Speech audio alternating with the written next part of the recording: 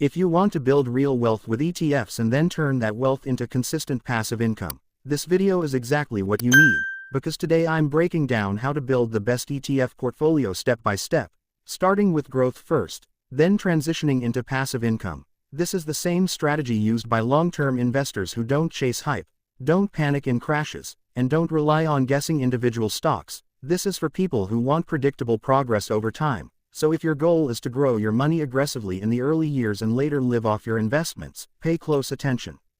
Most people make a big mistake when they start investing. They immediately focus on dividends, high-yield ETFs, monthly income, and while that sounds attractive, it actually slows your wealth building in the beginning.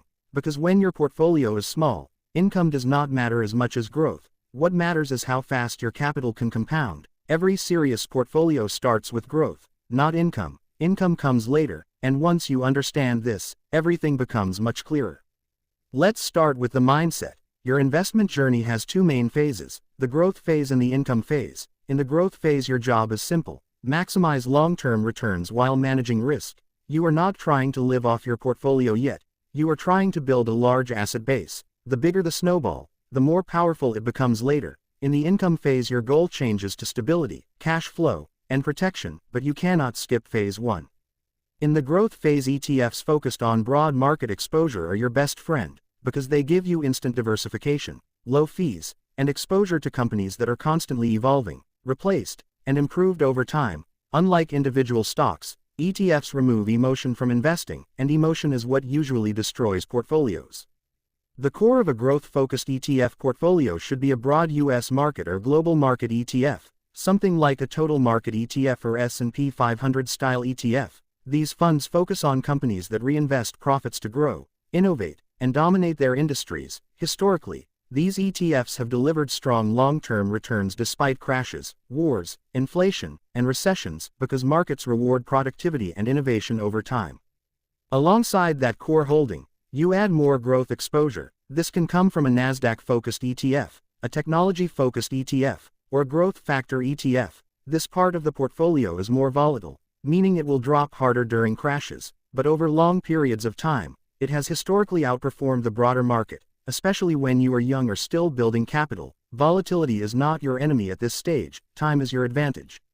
Another powerful growth component is international exposure. Many investors make the mistake of only focusing on the US, but global ETFs give you access to emerging markets, developing economies, and different growth cycles. This reduces risk and opens up additional return potential. You don't need to overdo it, but having some international exposure helps balance your portfolio for the long run.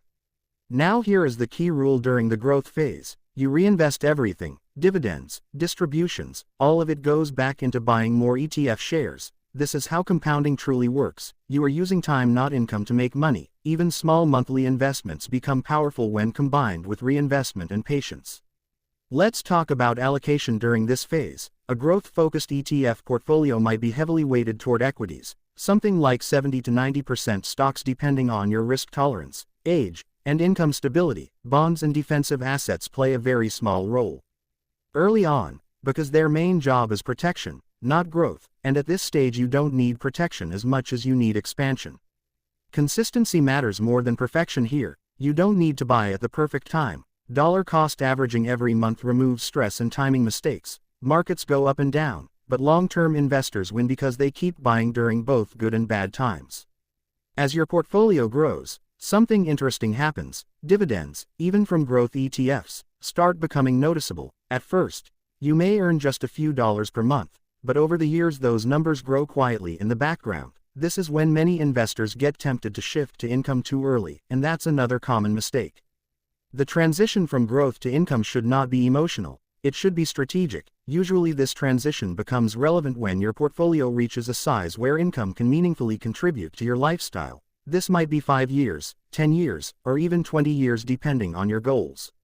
When the time is right, you don't sell everything and flip the switch overnight. You gradually rebalance. This is where passive income ETFs come in. Dividend-focused ETFs, dividend growth ETFs, and cash flow-oriented funds start to replace a portion of your growth holdings. Dividend growth ETFs are especially powerful during this transition phase, because they focus on companies that consistently increase dividends over time. These companies are often financially strong, stable, and profitable, meaning you get a balance of income and moderate growth, which is perfect when you are no longer trying to aggressively expand, but you still want protection against inflation. High-yield ETFs can play a role too, but they should be used carefully. Higher yield often means higher risk, slower growth, or exposure to specific sectors. That's why they work best when your core portfolio is already strong and diversified. Income should be sustainable, not forced. As you move further into the income phase, your allocation shifts toward stability. You start adding bond ETFs, treasury ETFs, and lower volatility assets. These reduce stress and protect capital during market downturns, because when you rely on income, large drawdowns emotionally and financially hit harder.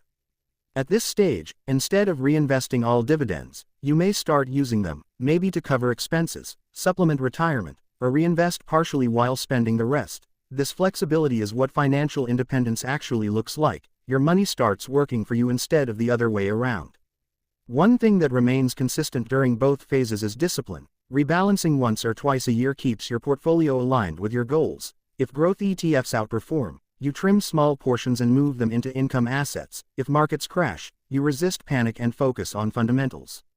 Taxes are another important factor. Investing through tax-advantaged accounts if available, and being mindful of taxable distributions, can dramatically improve long-term results, especially when income increases. Intelligent ETF selection can help reduce tax drag over time.